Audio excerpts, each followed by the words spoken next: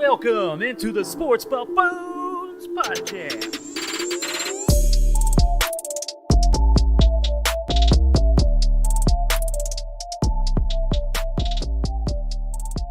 Welcome back into the studios, boys and girls. We have our boys, Tanner Dawson and Jason JG and Mike Soto. What's up, guys? What's going on, everybody? What up, yo? It was a very fantastic Wednesday night for us, isn't it? It's How you guys feeling? Quite nice, actually. I'm feeling real good about that Royals game we got to see a little bit ago today. I was getting worried for a minute just because it's good to get up on the Angels that way and to get a win in that fashion. 6-1 was the final score, and our boy Brad Keller finally went out there and gave us his A game. Took him long enough. Hey, he finally saw Keller come into play. That's what we've been waiting for. His ERA after the game one was like 40. Yes. And I think he got it down after his third start now, down to 9.5. Correct. That's a big We're jump. in single digits.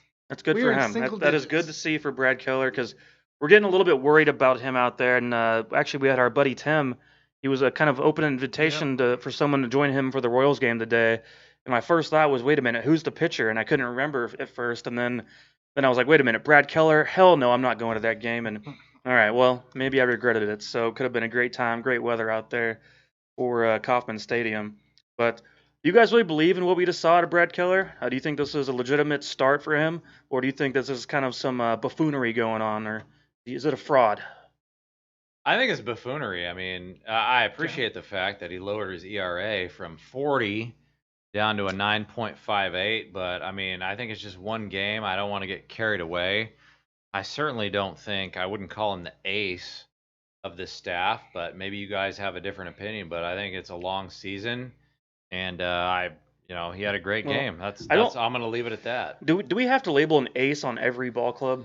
Or can we is it okay just to have a rotation that has no aces? Well, I wouldn't do it on the Royals. That's the one team I wouldn't name an ace on. I don't think there's an ace on this team by the definition of it. What do you think, Tanner? No, I don't think there's a definition-wise. But Brad Keller, I actually think this is for real. So as you saw the end of his second start, towards the end of his second start, he did not allow any runs in the third inning before he got pulled. And you're starting to see him actually control more of the movement that he's gained throughout the offseason from last year. His four seam does spin off a little better, and it's taken him a couple of games to adjust and get it controlled to be able to throw it in the strike zone or place it where he wants to. So I think this is for real. I think we're gonna start seeing better Keller come out of play, and I think he'll really progress in the season now. But if I had to pick one, for me right now, it's going to be Danny Duffy until proven otherwise because he's the veteran of the team as far as pitching staff goes.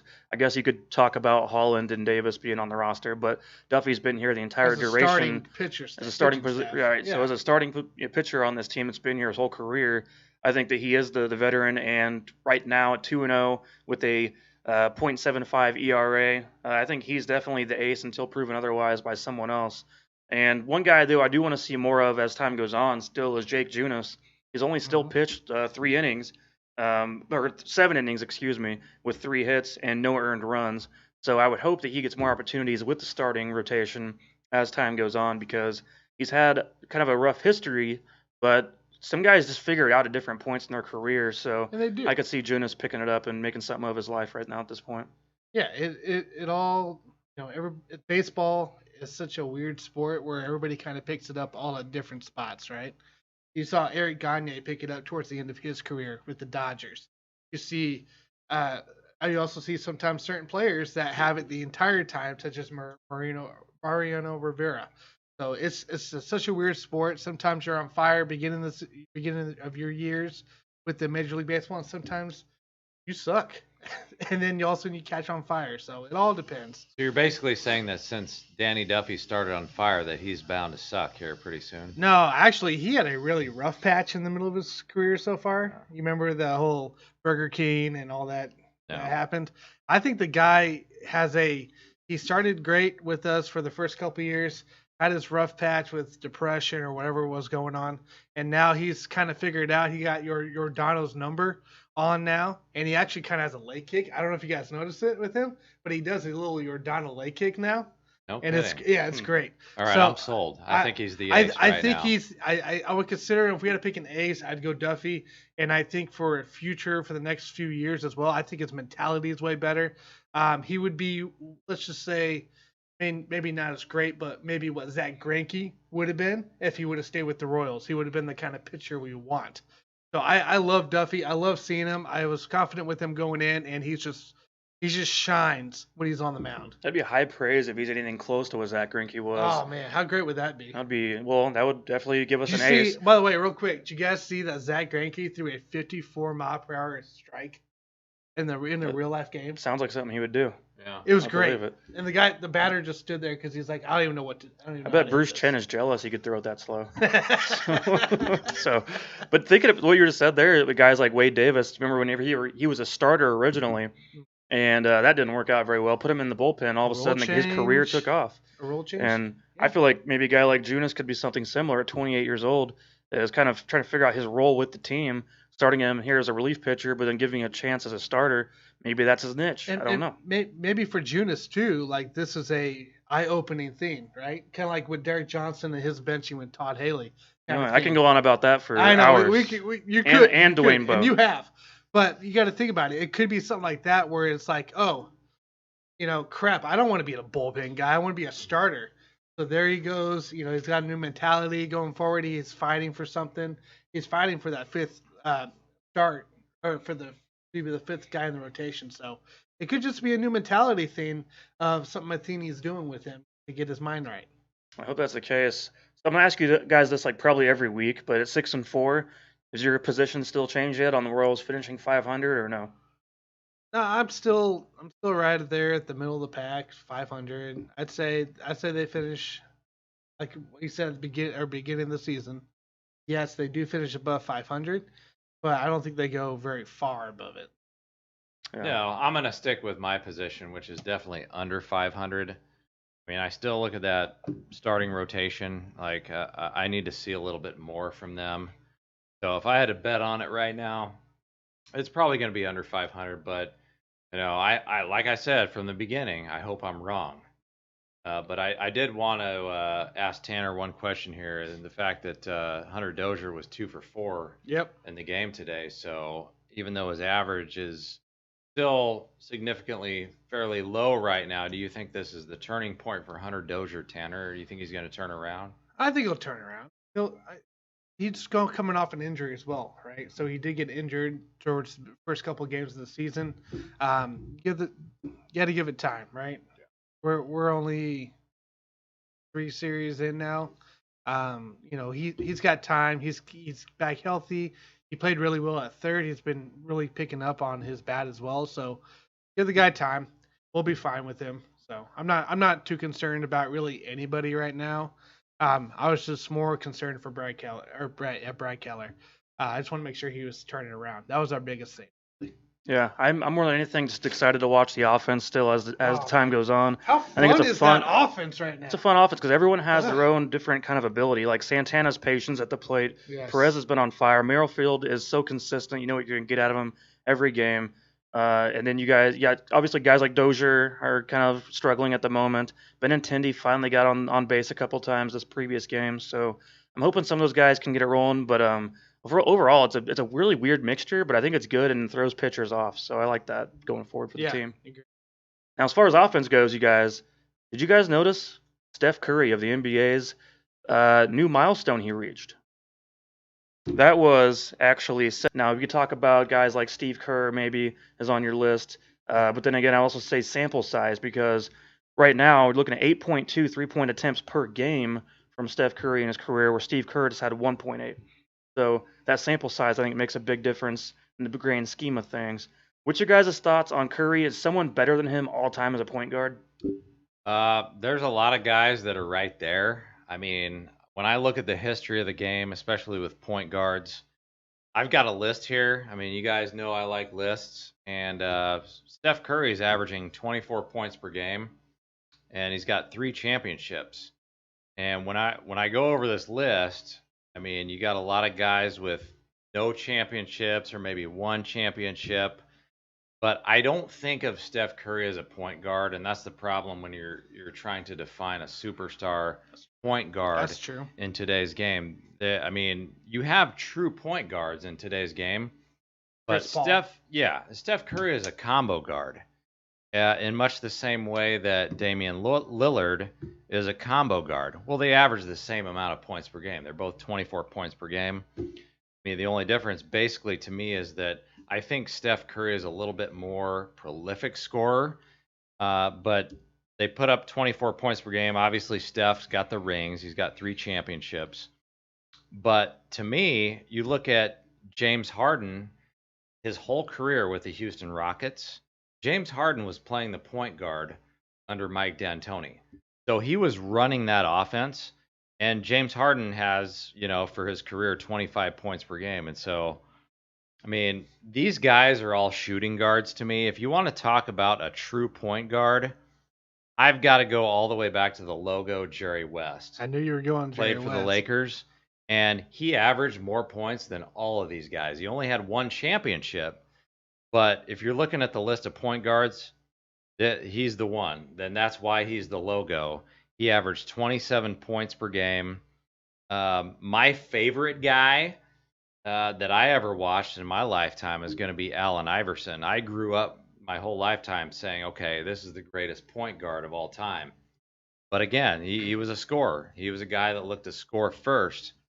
And, all these guys are kind of in that same range. If I had to pick one, though, guys, the greatest point guard of all time, and to me, it's not even a debate. And I wasn't born yet when the guy played, but Oscar Robertson, to be able to average a triple-double, he essentially averaged a triple-double. Now, he was slightly under 10 for rebounds and assists. It was like 9 point something for 5 years. But he essentially averaged a triple-double for 5 straight years. And he was a true point guard. He was a guy that did not look to score first, kind of like a LeBron James. He was a guy that could score. He could dominate you offensively and score at will, but he was a pass first guy. And I don't put LeBron James in this argument because LeBron James is a small forward, but I mean, to me, the greatest point guard in the history game is Oscar Robertson, without a doubt. That's very fair. And your first statement about being not Steph Curry not being a natural point guard, right? He is a dual threat at shooting guard and point guard. And that's the trouble with today's NBA is you got players that aren't specifically each position. They play multiple positions, right? LeBron, he goes all the way down. And sometimes he's even the center. At sometimes you can consider the center, right? So that's really hard to specify a position like that. Now, Steph Curry, the guy has redefined three-point land, right? We all know that. Like Reggie Miller, Jerry West, they actually came out with an article on ESPN about it, and they're saying you're not going to touch Steph Curry. We thought Ray Allen was good, but apparently Steph Curry is just the guy's made his own mark on the game, and it's spectacular beyond three-point line. But as far as a pure point guard, man, you're talking you're better than the likes of Steve Nash. You're talking better than the likes of John Stockton, Chris Paul, right? We could all debate that. There's so many pure point guards. When you think point guard, Mike, what role do they take as a point guard? I'm also looking more for that perimeter type of a guy, obviously. Are you looking for perimeter? Right, Mainly? which obviously he's great at. He's phenomenal at that. Mhm. But what's impressed me about what he's able to do, kind of like what you guys are saying, is that if you look at the best rim drive scorers in the league over the last few years, he actually had a season where he had 1.28 points per attempt at driving to the rim, basically, which would rank him fifth, only behind guys like LeBron, Durant, Blake Griffin. And look at the size of those guys compared to Steph Curry. It's pretty impressive, the fact he can drive to the lane that well and that easily, being that size compared to the others. Yeah, it's As a pure point guard, though, I mean, I love point guards. I think it's a fun position to play if you don't like getting in the paint. So, yeah. but he can do it all, really. So like my view of the point guard is when I was playing, back in the trailer park, we sneak over to play at the trailer park court. As a point guard, when I was point guard, it was the vision to the other players. It's more passing first than I was scoring or shooting. right? I wanted to get the Would you ball say they're the to one quarterback comeback. of basketball? Be the quarterback of basketball, man. Yeah. And that's what I think of. I've always thought of a point guard. So yeah, Jason, it's hard to define Steph Curry. Granted, he has some sick passes. His vision is tremendous, but do we really consider him a true point guard? No, I don't think we do. And it's very difficult to even have this discussion, but I understand there's a lot of people out there, they're prisoners of the moment. This is what I see with my eyes right now. And they think, wow, Steph Curry's got to be at least, what, top 5 point guard of all time? Well, number one, he's a shooting guard. Number two, a lot of people like to bring up the argument, well, if he's not the best point guard of all time, maybe he's the best shooter of all time. That's fair. And ESPN will sell this hard all day yeah. long, every day. And the only problem I have with that is that if you look at their 3-point percentage all time, he's not even the best shooter in his whole family. And so it's very difficult. No, it's not even his dad, it's his brother. Seth Curry, for his lifetime, shoots 43.7 from 3. Yeah, but I mean, Steph is only 43.3. Now, I know it's a little bit different volume there. Yeah, correct. Okay. But Seth Curry has been in the league for a while, and it's like if you're going to start talking about the best shooters in the history of the game, it's kind of like we used to talk about Peyton versus Eli Manning. Before Peyton finally got that second Super Bowl ring, dude.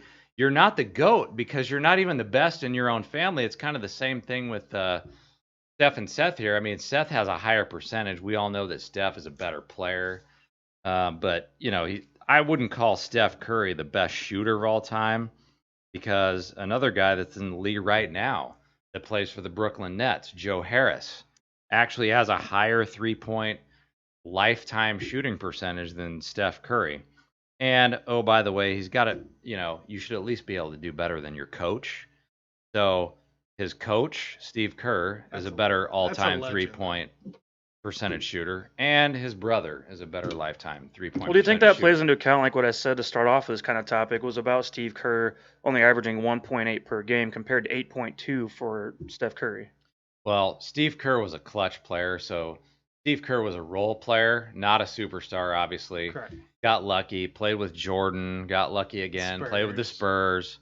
But Steve Kerr was a guy that is just, he's a role player that has multiple championships, got 5 rings. We're going to talk about rings later. But, if you're just talking about a guy with volume, he quite possibly is the best shooter that the game has ever seen. But I don't put that in the class with point guards. No, and if you're going on shooter, right? So, yeah, if you go volume, he probably is right top 2, honestly. But you also got to think, too, that he may not be better percentage-wise than his own coach, but the difference between his coach and him is he had to help lead a team that became this monster of a team with Draymond Green and Klay Thompson, the Splash Brothers, right? Yeah. They let off and got some rings there versus Kerr. He had MJ, and then he had help me out, Spurs. Oh, Spurs! They had that was a super team. Yeah, they had 3 or 4 players there. Like how? Yeah, you're not leading that team. Kerr would never lead a team fully like Steph Curry did. Steph Curry came in the league, and he got. Draymond Green came in, Klay Thompson came in, they clicked, and next thing you know, they're the monsters of the West. So it's tough. And we're going to talk a little bit about super teams later, but my whole thing with Steph Curry is that the guy doesn't get enough credit. He's got 3 championships, and people say, oh, well, he couldn't do anything without Kevin Durant. Well, yeah, he actually did. He won a championship before Kevin Durant got there, so he proved himself. It's not like he needed to bring KD in there to prove himself. No, he already had a ring, and now he's got 3 rings, which, interestingly enough, it's only 1 less ring than LeBron James. So he's on the path that I predicted last week of being a better player than LeBron James all time. Well, so real quick, Jason Jr., sometimes I feel the hate of LeBron. So LeBron, when he's playing, right, he leads teams to 1 seeds. He leads teams to national championships. Steph Curry, they're not a 1 seed, and he's back. Yes, they suck when he's out, Well, there's a difference of a player. There's also difference of position and that. So I don't know about that take. But Well, who does Steph Curry have playing with him right now? Is it like Draymond. Draymond and Andrew Wiggins? I mean, Yeah. is that comparable to the 2007 Cavs where it's just like LeBron and a few other No. players? The only difference is, and No. I know what you're getting to here. You're trying to make LeBron me comes sound to- like an idiot. The only problem is Steph Curry's playing in the Western Conference, and he's not playing in this dog shit 2007 Eastern Conference where, yes, I'm sorry. If you did put Steph Curry on that Cavs team in 2007, yes, he would go to the finals just like Lord. LeBron did. It's not that difficult. No. Dog shit Eastern Conference in 2007. That's a bad comparison, Tanner. They'd be to playoffs. the Western I don't know if Conference they'd of make today. The Western Conference is loaded. You're Yeah, saying if it's you just, loaded if you with just talent swapped right now. LeBron with Steph Curry in that situation? Is that what you're, correct? Yeah, With easily with that they would go. crappy Cavs team. you put Easily, Steph Curry they'd be there. back there again with Steph as the leader of that Easily. team. Yeah, by far. I think so, Questionable. without a doubt. But did you guys think about that team though, that Steph was on back in 2017? They had guys like Klay Thompson and Kevin Durant, Draymond Green, and Andre Iguodala. And did you guys think that was a super team, or was that close enough? No, I don't think it was. Not quite I a don't. super I don't team. think at the time it was a super team. I know. When were they a super team, you think? I think it came 2 years after that. It started to become a super 2 team. years after that. Okay. Well, that's very interesting because I was thinking about the idea of NBA in the situation where we were just watching the Nets game here a little bit ago, and it was Nets versus Philadelphia, and the Nets are loaded right now. I mean, that's a team that has no business losing games whatsoever, and I'm not even sure if you guys have the final score in front of you at the moment, but I think looking over that roster though, I started to think to myself, is the NBA going to become too predictable over time when they develop these super teams where everyone just, they see one superstar go there and then the next superstar just jumps on and piles on? Is it going to get to where you think the NBA should have a little more parity in it and get it to where it's more similar to this NFL structure, as far as, I don't know, even out somehow in free agency, how guys can be maneuvered around within rosters? 'Cause I feel like the NBA is very top heavy. I feel like you got a lot of really bad teams and you got a lot of really good teams. And I feel like there's not enough in between to where there's not enough unknown in sports right now. I think pretty much every year who's going to be there in the top two in the finals. And is that irritating as a fan of the NBA, Jason? Or do you believe in the idea of super teams whatsoever? It's only irritating if you're not a true NBA fan. And so I can honestly just call myself a true NBA fan. And the reason I'm not annoyed by it is because we've had super teams basically since the 1950s. So back then you had the Boston Celtics. I think Bill Russell won 11 championships. That was a super team. We don't think of it as that because we're prisoners of the moment, but they had Bob Cousy, John Havlicek back then, and those guys, it was very difficult to beat them. And then, I think maybe like in the 1970s, that was the only decade that I can think of in the history of the NBA where we didn't have super teams. You moved to the 80s, you got the Boston Celtics. They had Tiny Archibald, Kevin McHale, Robert Parrish, Larry Bird. 1980s Lakers had Magic, Kareem, and Worthy. That was a super team. 1990s, I'm not even going to talk about that, but that was one of the eras where you only had two All-Stars on one team. So you only had Jordan and Pippen, and that's comparable actually to the 2000 Lakers that only had Kobe and Shaq. So when you look at the 2000 Lakers and the 90s Bulls, those are kind of the only two dynasties that I can think of that were not super teams. Because moving up to 2013, they always try to shame LeBron James. Oh, well, they say LeBron created the super team. Well, that's not true. That's not true. I mean, the 2013 Heat, yeah, I'll give you that. They had LeBron, D Wade, Chris Bosh, and Ray Allen. So that's four superstars, although Ray Allen, he was kind of at the tail end of his career, although he single-handedly won that championship by hitting that three-pointer. But LeBron didn't create the super team. This has been going on forever and ever. And then you go 1 year later to the 2014 Spurs. I mean, why do you think the Heat lost that series? because the Spurs had a super team. Tim Duncan, Tony Parker, Manu Ginobili, Kawhi Leonard, who won the Finals MVP. And you can even look at the 2012 Oklahoma City Thunder. I mean, they didn't even win the Finals. They lost to LeBron. That was another super team. They had KD, Russell Westbrook, James Harden, a Serge Ibaka, who was in his prime at the time. 2016 Cavs. That's a super team. LeBron, Kyrie, Kevin Love, Golden State Warriors, KD, Steph, Clay. I mean, people always like to say, well, the Golden State Warriors created the super team. That's not true.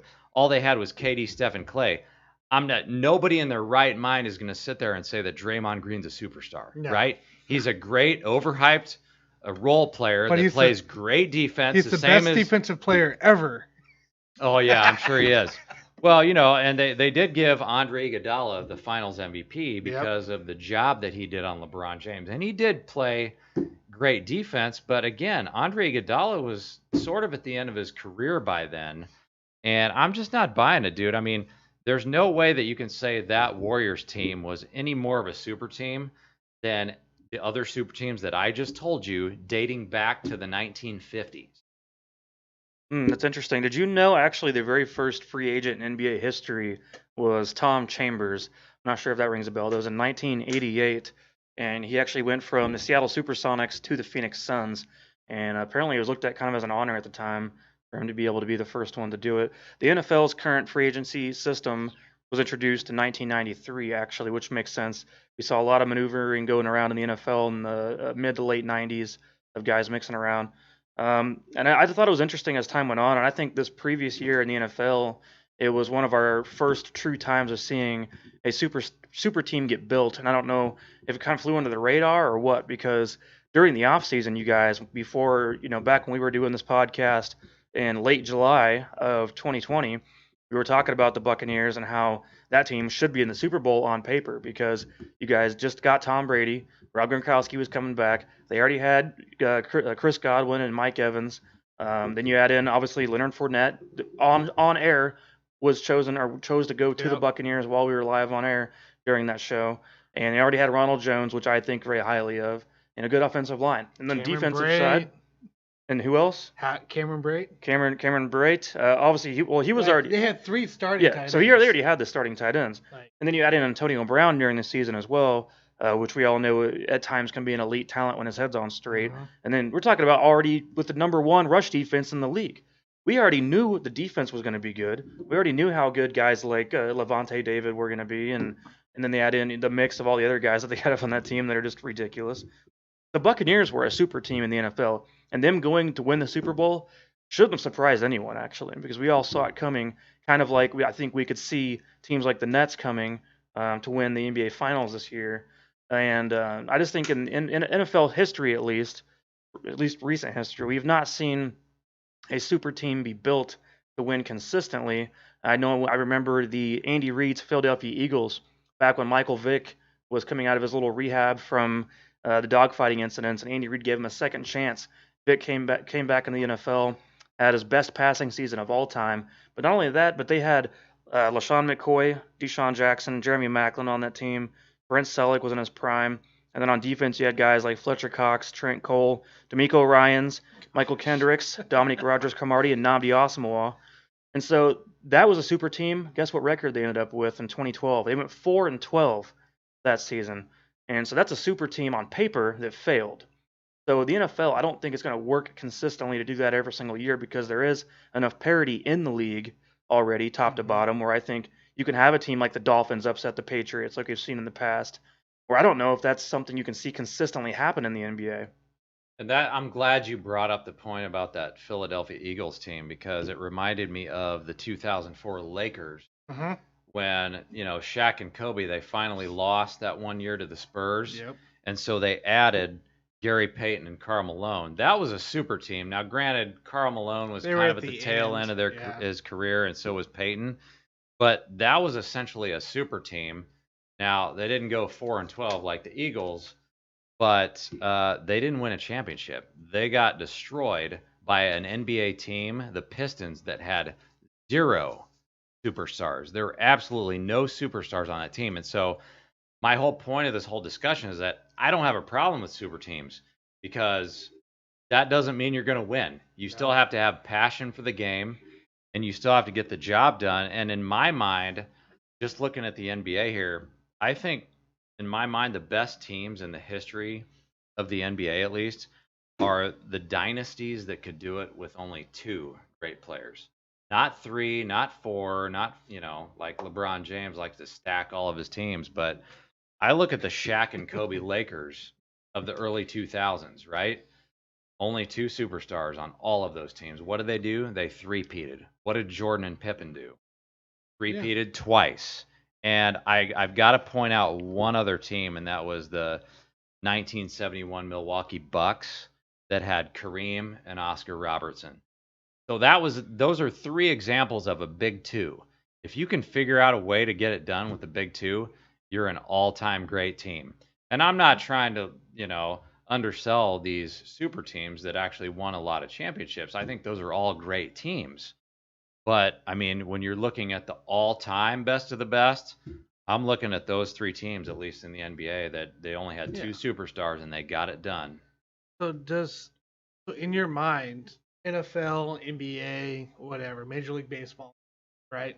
Does super teams hurt the sport as a fan, or does it matter, or does it, like, what do you guys think? I think it helps the sport, honestly, sport? because they can still lose. It doesn't prove anything if you build this monster roster and they can't win. Yeah, they're probably going to win most of the time when you pull off amazing teams like this through free agency. But I mean, it doesn't prove anything until you actually win the championship.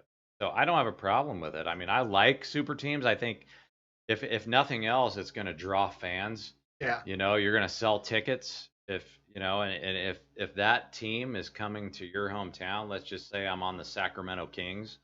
If I'm a fan of the Sacramento Kings, yeah, my team fucking sucks. But I'm going to buy tickets every time that Brooklyn Nets team comes to play in my arena. And so I think it's good for the NBA.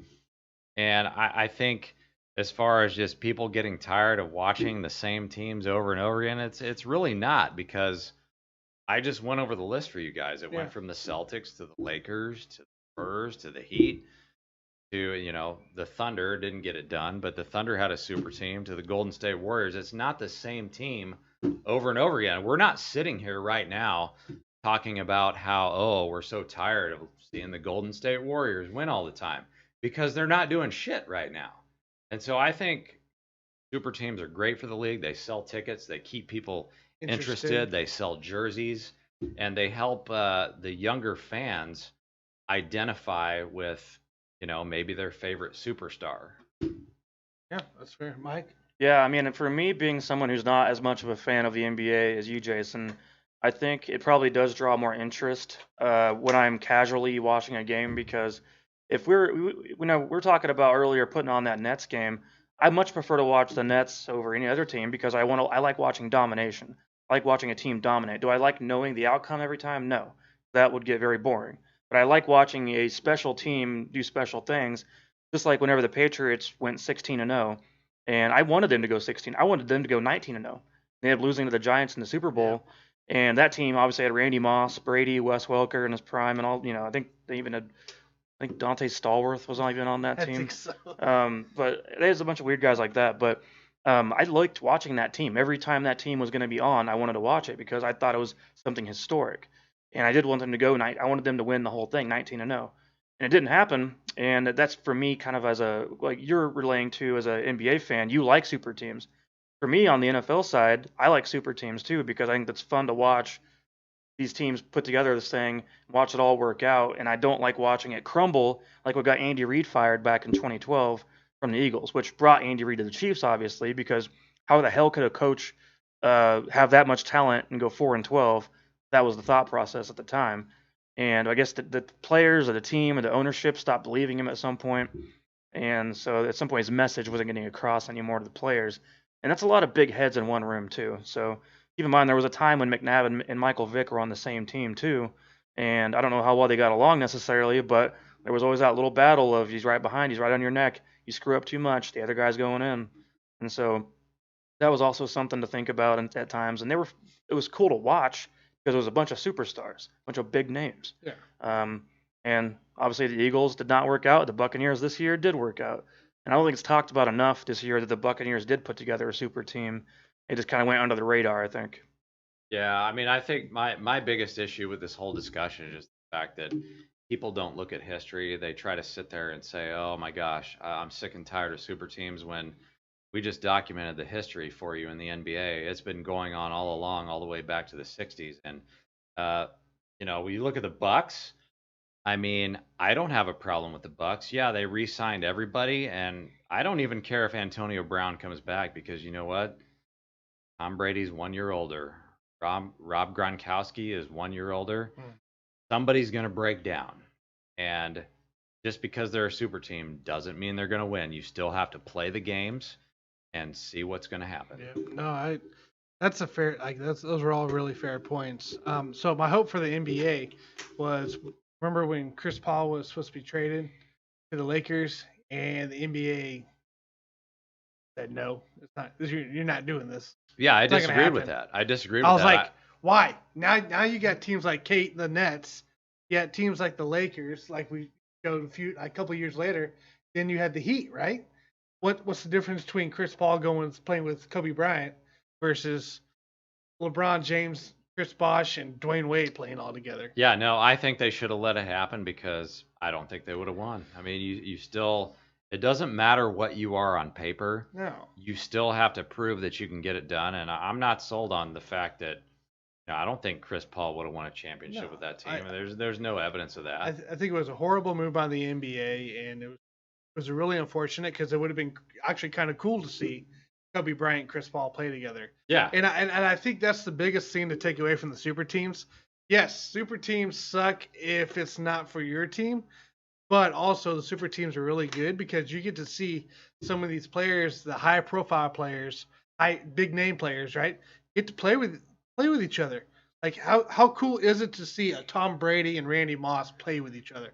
You know what I mean? Oh, I loved it whenever Like- we saw Brett Favre throw a touchdown to Randy Moss. There we You know, go. That was See? pretty cool back in the day too. Yeah, like it's these players that we all follow, right, with different teams, but when they combine up, there's a lot of haters and there's a lot of people that love it, and it's fun to see. KD, Kyrie, James Harden, especially the James Harden KD reunion is really awesome to see. It's teams like this. You guys just got to enjoy it. You really do. As a fan, if you're not a fan, you're not liking the sport for something, because these are exciting times to be able to do this. I think it's good for the league.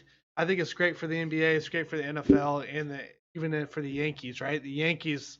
There's a reason why they're the hated franchise outside of New York, and it's because they create these super teams. So it wouldn't be in Major League Baseball without somebody hating the Yankees. So you got to think about that. Yeah, and I'll throw one other thing out there. I mean, as a fan, I do hope the Nets do win the championship this year with LaMarcus Aldridge and Blake Griffin as their number 4 and number 5 options. But guess what, guys? Even if they win the championship, all you haters out there, what's going to happen next year? That same team is probably going to have a couple of injured bums and come back down to earth. And they won't be able to repeat, because that's one of the hardest things to do, is win 2 years in a row. And I'm expecting probably the same thing will happen with the Tampa Bay Bucks. Not going to be able to do it 2 consecutive years. I doubt the Nets even stick together. I mean, that's a lot of high-profile players that are probably going to go out and get some good money. So they can't do it. They can't be like, we can't all be like Kobe and Jordan and just win 3 in a row like it's nothing. No. Yeah, we saw that even with Patrick Mahomes. We thought there was a chance, and I mean, as of right now, that's not the case. That's going to happen anytime soon, anyway. Yeah, he's not as good as Troy Aikman, right, Mike? Oh yeah, of Aikman course. got 3 in a row, didn't he? Aikman, I think Bradshaw had 3 in a row, 2 or 3 in a row. But anyways, did you guys see at least some of the news from yesterday about Julian Edelman retiring from the NFL? I don't know if this is going to stay that way or not. According to Rob Gronkowski, he's got a 69% chance of returning.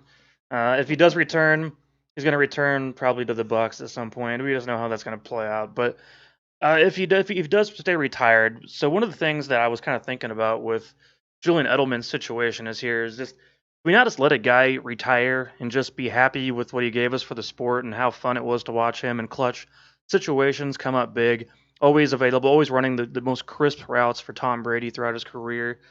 Obviously, we can't do that because what happened was it sparked a couple things: an outpouring admiration from his former teammates, and as well as a overload of hot takes talking about is Julian Edelman Hall of Fame worthy? And I'm just like, why does this have to be immediately Not Hall questioned of Fame. when I mean, we're first of all, it's 5 years out before he's even eligible to be in the Hall of Fame, and even then, like if you look over his career, he had some injuries, obviously, so that take that into account when he was on the field. As we know, we both like to draft him in fantasy football. He's a PPR machine. We loved his consistency on the field, obviously. But he only had three 1,000-yard seasons. He had 4 years of 90-plus catches. Finished his career with 7,000 receiving yards. Always been clutch in the playoffs. Good return man. But the thing is, like, yeah, there's better receivers ahead of him. They're not in yet. Guys like Torrey Holt, Reggie Wayne, Andre Johnson, Steve Smith, Anquan Bolden, Hines Ward, and Jimmy Smith. Are you going to take Julian Edelman over any of those guys for the Hall of Fame? Not a chance. I don't think so. Not a chance. So, and I'm not here trying to even compare these guys. I think it's foolish right now to sit and compare careers right now when I just think what Edelman gave to Brady and to the sport was wonderful. And I thought as a player he was great on the field. I loved watching him from when he came up replacing Wes Welker Yep. in the slot right Yep. there, and he did it flawlessly. So as far as Edelman goes, I know it's something you guys probably wanted to talk about, but do you guys have a opinion on if he deserves to be in the Hall of Fame or not? I mean, he just, my opinion doesn't matter. He's just not going to get in. That's plain and simple. It's not going to happen. When I look at this guy, you guys are going to stab me in the back here because I'm going to make another NBA reference, but he's basically Robert Ory, right? Robert Ory got it done in the clutch, just like Julian Edelman did. So when it was clutch time, they got it done. But Robert Ory's never going to be in the Basketball Hall of Fame because he only averaged like 7 points a game. But that's what I compare him to, is because Robert Ory had 7 championships, Julian Edelman had 3 championships, but they were all on great teams, and so he's never going to get credit for that. I'm with you, Mike. I enjoyed watching him as a player, and I think honestly, Tom Brady, he needed to have Julian Edelman in those 3 championships. But he's not a Hall of Fame player, and so I'm not even sure why this is being discussed at length, other than the fact that I think he was great for the game. So the only other thing that I would say that they might hold against him if he was going to get in is that the PED suspension that he had might be. I mean, if you have to flip a coin, he's not getting in because of that. But I just the receptions are there, and I appreciate that, but the total yardage is not there, and he's just not a Hall of Fame receiver in my mind. I think that's brought up, though. The reason it's questioned at all is because we saw what he did on the field, and he always made big plays in big moments. And that's what made. I mean, you guys remember the catch in the Super Bowl, I believe, where the ball got tipped up in the air, he's laying on his back, and then hauls it in that way. I mean, that was just incredible to see. Ball was a centimeter from touching the turf, and stuff like that. And then, of course, in games against the Chiefs in history, as us as Chiefs fans, we already knew was third down, they're going to go to Edelman. He's probably one of the top 10 third down receivers of all time. I could see that being a case. But as far as just his longevity of the game, health wise, and just the situation he had himself in, I don't think you can sit there and say should be in there above some names we see currently even in the league. It's going to be tough for him to ever get in, but I think we just appreciate the player and be happy he did what he did for the game and enjoy it that way, and maybe we'll see another one like him someday. Yeah, no, it's appreciation of the stuff that he brought to the Tom Brady, to the chips, right? Your guys' fantasy teams, because I never had him. So, like, the guy was a small player. He wasn't really supposed to make it, but he ended up being on the field all the time. He took those hard hits. He was the guy in the middle, a Wes Welker. He took over Wes Welker seamlessly. So yeah, like I agree with Jason. I don't think he's going to be a Hall of Famer. There's just too many great wide receivers ahead of him, and even more that'll be coming out of the NFL class, right? That he will not be a Hall of Famer. But Mike, Mike, Hmm. we gotta watch him. We gotta watch him because Tom Brady's yeah. gonna play his game. I don't really believe he's fully done right now. I think I I could don't see either. some. He Well, fail- here's the thing: if so- Antonio Brown does not return to the Buccaneers, Antonio Brown's returning. I mean, come on. Who do it's you one or think? the other. Do you think he wants Edelman or do you think he wants Antonio Brown? I mean, is that? I guess it's kind of a difficult question because I don't know. probably He's got more trust probably, than Edelman. He has more trust in Edelman, but I mean, Antonio Brown's a little bit younger, so Antonio Brown's harder to get on the team right now because Seattle's fighting for him. Supposedly the Chiefs were interested at one time. If money But- matters at all, but Edelman I can come think- in for cheap. I I think. think That's true. I think the big question with Edelman right now of if he comes back or not is will he pass that physical, right? So the only reason he really Mhm. retired was he failed the physical for the Patriots, and the Patriots said, "See you later." Right. So and that doesn't mean he doesn't can never mean pass the nothing. physical no, again. no, correct. wait, but wait. Is the reason why he didn't pass the physical because he didn't get the vaccine, or was it something else? no, I think it was something else. Oh, okay. I think it was just wanna something be else. clear I about figured So- maybe he got too much of the vaccine. So we just got to see, right? We got to see. Hey, if he does try to come back, is it something else related outside of just physical, right? I like physically on him. Is it something maybe health related that we haven't heard about? So he obviously he does have to pass the physical to be even accounted for, because that field physical will probably deter a lot of teams anyways. Well, we do have a long off season coming up still, so there's a Oh, lot of yeah. things to play out from now till August. So we're only in April, and we still got another 4 months, 4 months left until we get to that point of whether or not we know Edelman's fully retired or if he's going to sneak his way onto the Buccaneers roster. So we'll see how that one plays out. But you guys know, in 15 days is the NFL draft. I am excited, as always, for the NFL draft. Every year it is one of my favorite days of the year, favorite weekends of the year, as a matter of fact. Going Thursday, Friday, Saturday. Why are you giggling, Jason? Why is it so funny to you? I'm excited for it, Okay. dude. I'm excited You are for just that draft. you're Let's giddy. get it You're not on. You're not giggling. You're giddy.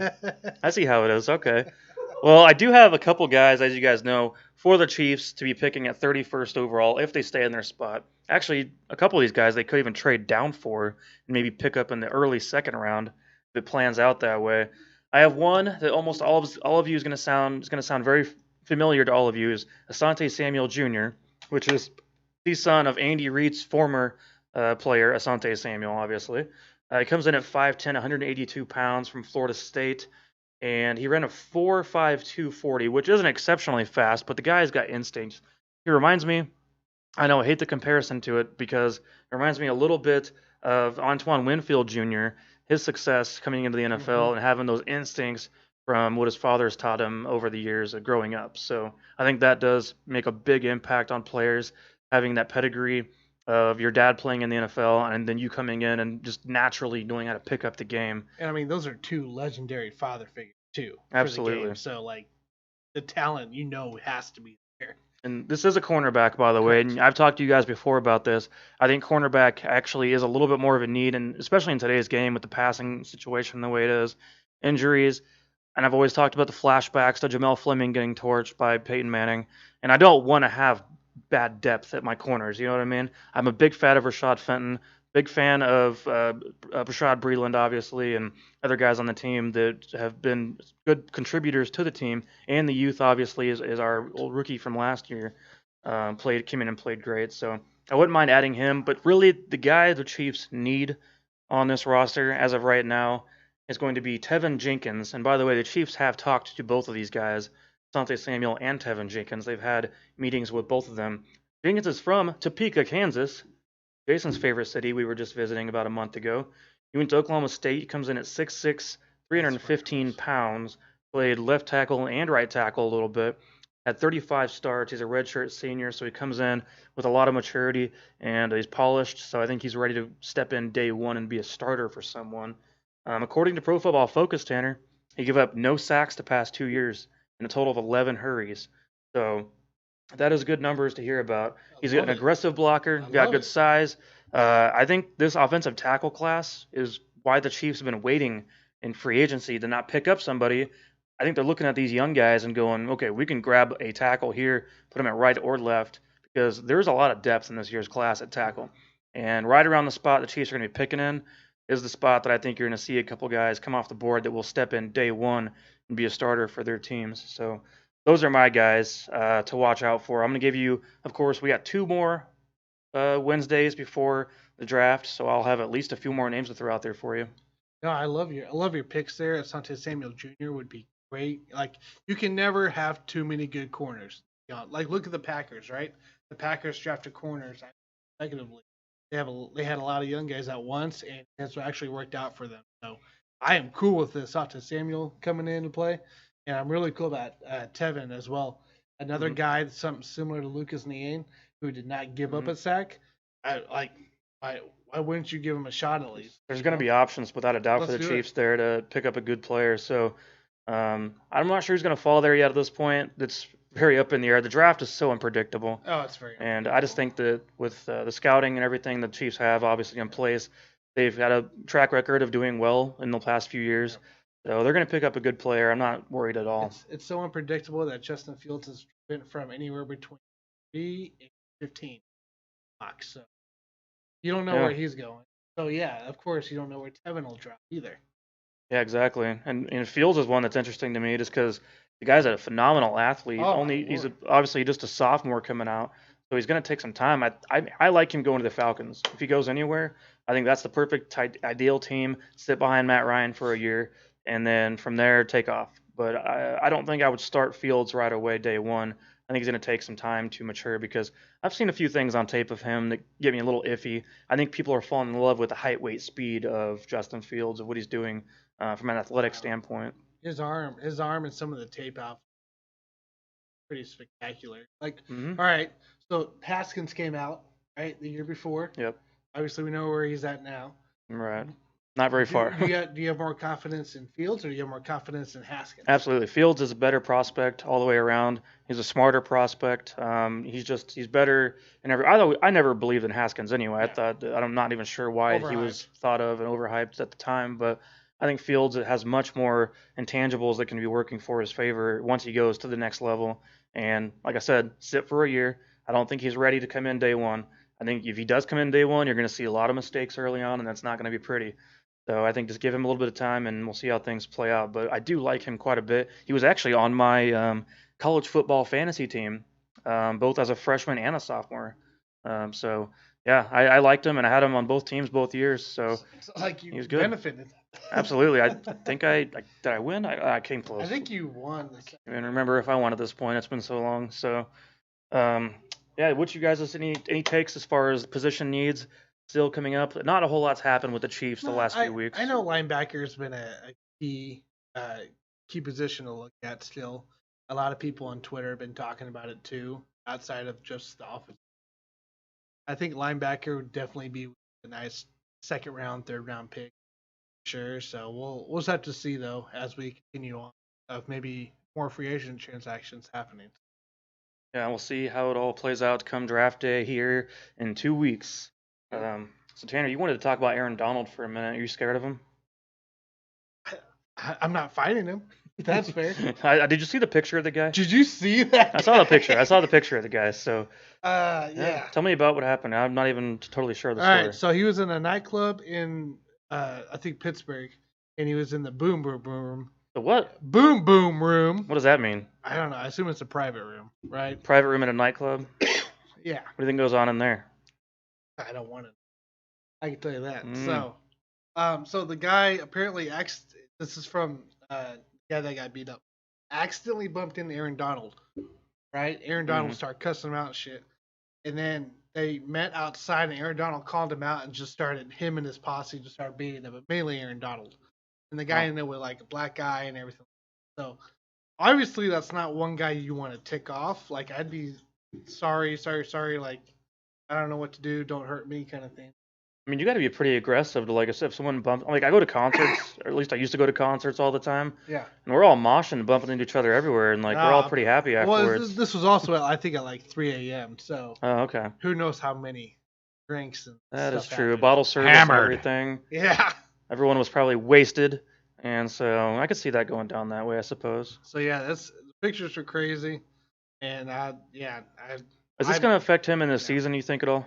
I heard it possibly could. If Suspension potentially. potential suspension. If there's potential video I heard coming out, Okay. which could hurt them as well. So a lot of times when video drops, we see suspensions, cuts, NFL steps in, stuff like that. So there's watch and see.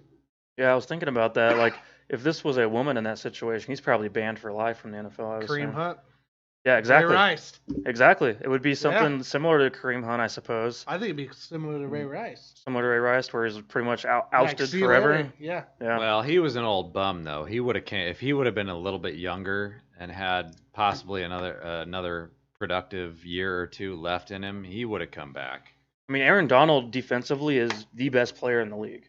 Like, I don't think from a positional standpoint or anything, like, there's anyone you could say is better than him from what he does. Like, here's Aaron Donald at defensive tackle, way up here by the ceiling, and then the next closest guy, which we could make an argument of, a few different guys, Chris Jones being in the mix even.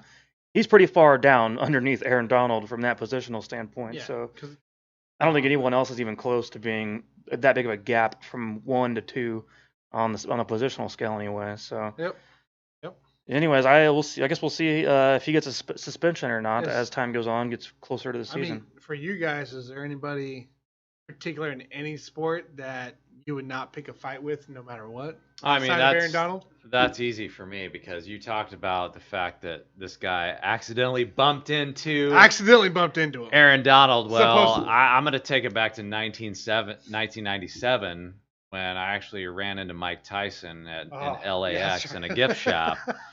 And I made a point not to accidentally bump into this guy. I was like, there's no way in hell I'm going to talk to him. The sports fan in me was just like, oh my gosh, I should probably go get his autograph, right?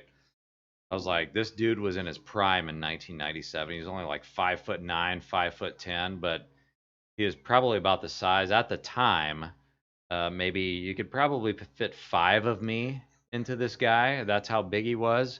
I was like, man, I really want his autograph, but I'm not going to mess with him. I'm not going to accidentally bump into him.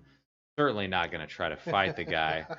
So that guy would be number one on my list as far as a guy that I would not want to have a fight with. He might bite your ear off even if you got too close. So that's right. Never know with that guy. I don't know. And that was in his prime, right? 97. He was winning championships at the time, right?